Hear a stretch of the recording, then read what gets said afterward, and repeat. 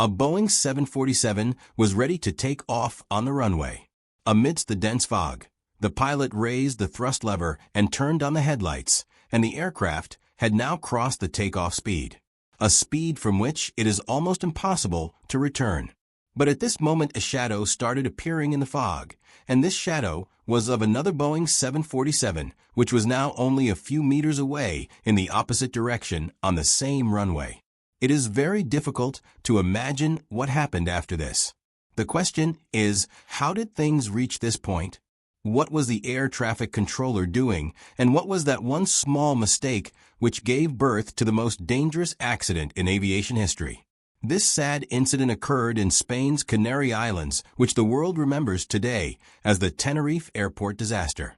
Viewer story begins on March 26, 1977, a day before the accident, when Pan Am Flight 1736, a Boeing 747 jumbo jet, took off from Los Angeles Airport. It was to land in New York and pick up some passengers, and then its final destination was Las Palmas, a city in the Canary Islands across the sea. It was a chartered flight and therefore fully booked, with mostly older passengers who intended to enjoy a cruise in Las Palmas. Las Palmas is the capital of the Canary Islands, the southernmost part of Spain, about 100 kilometers off the coast of Morocco. This place is very famous all over the world for its tropical climate. But in 1977, a political tension was hidden behind the beautiful branch of the Canary Islands. Here, a group called MystiFacts was raising its voice for the independence of the Canary Islands from Spain, and for this campaign, this group often resorted to violence. And one such violent event started this dangerous accident.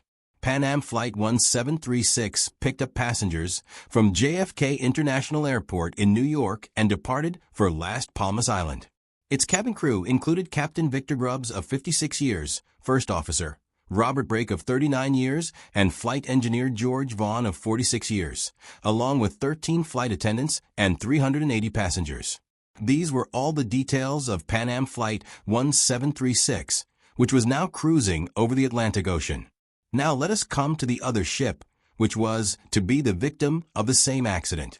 KLM Flight 4805 was being prepared at Amsterdam Airport in the Netherlands. This was also a Boeing 747 and was also to go to Las Palmas in the Canary Islands. Its cockpit included 50-year-old Captain Jacob, 42-year-old First Officer Class, and 48-year-old Flight Engineer William. There were 11 flight attendants and 235 passengers on board. After boarding, KLM Flight 4805 took off from Amsterdam International Airport. Now both these aircrafts were headed towards Las Palmas Airport in the Canary Islands. Meanwhile, at Las Palmas Airport, two men walk towards the terminal building and disappear after placing a bag outside a flower shop. A bag that contained a bomb with a countdown timer. At exactly 1 p.m., a phone call comes to the reception of Las Palmas Airport. The person on the other end identified himself as belonging to the Payak group, the same group mentioned at the beginning of the video, and said that there were going to be bomb blasts in Las Palmas Airport in the next 15 minutes. The airport staff immediately swung into action and evacuated the entire Las Palmas Airport before 15 minutes, and their stampede turned into panic when exactly 15 minutes later a massive explosion occurred. Due to this blast, a large part of the roof of the terminal building collapsed. But after this, all activities at Las Palmas Airport were suspended. All flights were canceled and flights that were scheduled to land here were diverted. After some time, KLM Flight 4805 coming from Amsterdam had reached near Las Palmas. But the air traffic controller informed them about the explosion at the airport and instructed the flight to land at the airport of Tenerife Island, which was 110 kilometers away from here. After a flight of 25 minutes, the captain of KLM landed on runway 30 of Tenerife Airport at 1:38 p.m. At the same time, PAM Flight 1736, coming from New York, had also reached near Las Palmas, and it was also diverted to Tenerife Airport. At this time, almost all the flights were being diverted to Tenerife Airport because it was the nearest airport. Now the rush at Tenerife Airport was increasing. Let us tell you here that Tenerife Airport is really a small airport in a hilly area. Its height is around 2,000 feet, very close to the Atlantic Ocean. This area is surrounded by high mountains, and this is why when the moist winds of the Atlantic Ocean collide with the mountain and move upwards, they immediately cool down and turn into clouds.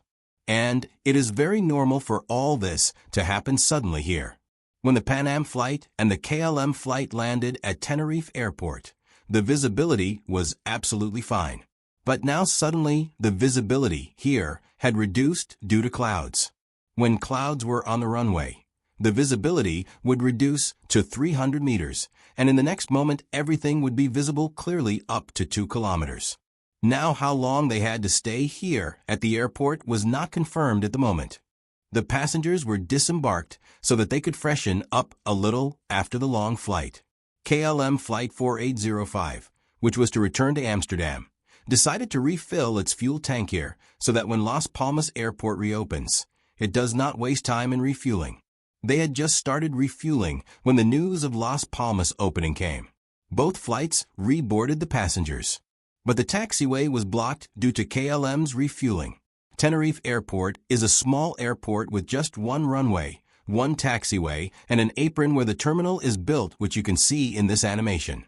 It was quite abnormal to have so much rush here, and that too the rush of Boeing jumbo jets. Due to the refueling of KLM Flight 4805, Pan Am could not leave the terminal and go to the runway. They were then told to wait near the terminal until KLM's refueling was complete. At 4:45, KLM's refueling was complete and the captain began preparing to move off the taxiway. Now the apron was full of other planes that were blocking the taxiway. To get to the east end of the runway for takeoff, the controller instructed the KLM pilots, who were parked on the extreme west side of the taxiway, to taxi onto the runway and prepare for takeoff by making a 180 degrees turn to the extreme east end. When KLM 4805 began taxiing, the controller instructed Pan Am to follow KLM on the runway, but get on the taxiway from the C3 exit, as KLM 4805 was scheduled to take off on this runway. Visibility was very poor and was getting worse with every passing minute. KLM 4805 crossed the entire runway while taxiing and took a 180 degrees turn at the eastern end to get into takeoff position. The pilots of Pan Am also started taxiing on the runway, but due to fog, they could see the C1 and C2 exits, but missed the C3 exit, because the C3 exit was going back towards the apron. Perhaps that is why they could not see C3. Secondly, there was a lack of sign marks at Tenerife Airport. Runway exits are indicated on the tarmac itself, but here these sign marks were missing. When Pan Am Flight 736 was crossing C2, at the same time the captain of KLM 4805 asked for permission to take off from the control tower. And from here a series of back-to-back confusions started. Both these planes were not visible from the control tower due to fog, and neither was there a radar system installed at this airport. At this time, the control tower started telling KLM which route they have to take after takeoff. But nowhere in this message were they given permission to take off. But KLM thought that perhaps they have already got permission to take off. And the captain of KLM replied, "We are at takeoff." Now actually whether he said "we are at takeoff" or "we are taking off" is not clear yet. But in response to this the control tower said, "Okay." But after a gap of a few seconds the control tower cleared it. "Stand by, for takeoff I will call you." This was a very important message, in which it was clearly told not to take off now. But this message did not reach the cockpit of KLM, because N was on the runway, at that time near C3. The pilots of Flight 736, who were listening to this entire conversation, also relayed a message, "We are still down the runway." That is, the control tower's message to KLM to stand by and the message from Pan Am were both relayed at the same time, due to which only a distortion sound was heard in KLM's cockpit. Pan Am Flight 736, which had now inadvertently crossed C3, was told by the control tower to let them know when they exit the runway, to which Pan Am's pilots replied, "Okay." But by this time, the captain of KLM Flight 4805 had raised the thrust levers, thinking that the control tower's permission had been granted. Now here the flight engineer of KLM had heard the control tower's message to Pan Am Flight, and he immediately told the captain that they were still on the runway. But I don't know why the captain misunderstood the noise and just said, "Oh yes," and continued with the takeoff. Due to the fog, he could see only an area of 300 meters. Meanwhile, suddenly the pilots of Pan Am saw headlights on the runway amidst the fog. At first, they thought that maybe the KLM flight was stopped. But the next moment, they realized that it was moving towards them at a fast pace. They immediately tried to turn the plane, but it was too late. The right engine of KLM took away the first-class portion of Pan Am. The landing gear also broke and the plane fell on the runway 150 meters away, and a terrible fire broke out because its fuel tank was full. So the intensity of the fire can be easily imagined. All the 248 passengers present in it died on the spot. The passengers of the Pan Am flight did not even get a chance to think what had happened. The passengers of the first class died on the spot. But many passengers of the economy class got a chance to escape through the hole in the roof. Many saved their lives by jumping from a height of 20 feet. Out of the 396 passengers of the Pan Am flight, only 61 people survived. Perhaps many more people would have survived, but due to the fog, the control tower came to know about this accident after some time. That too when another plane standing on the apron saw the flames flaring on the runway and informed the control tower. The rescue service vehicles were also not able to move fast due to the fog. In this accident, a total of 583 lives were lost in the blink of an eye. During the investigation, the cockpit voice recorders of both the planes were examined, and from here all the details that you have seen in this video were known. The investigation team concluded that there was a chain of events behind this accident. First, the bomb blast at Las Palmas. Then KLM filling its fuel tank at Tenerife Airport and blocking the taxiway.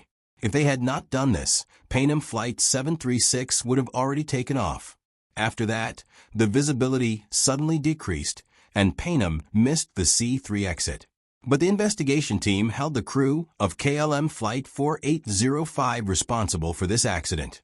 Because after all, they continued the takeoff without permission, even though the flight engineer had stopped the captain 5 seconds before. The Tenerife Airport disaster proved to be a wake-up call for the entire aviation industry. After this accident, many changes were seen in the aviation industry. Changes were made in call science. Their rules were changed. Radars were made mandatory at all airports, and holding points and indicators on runways were made mandatory. Today there are 2 airports on Tenerife Island. The one where this accident happened is the Northern Airport, while a new airport has been built in the south as well. Its height is low and visibility is not affected by clouds and fog there. Thank you very much for your loving comments. See you in the next great video.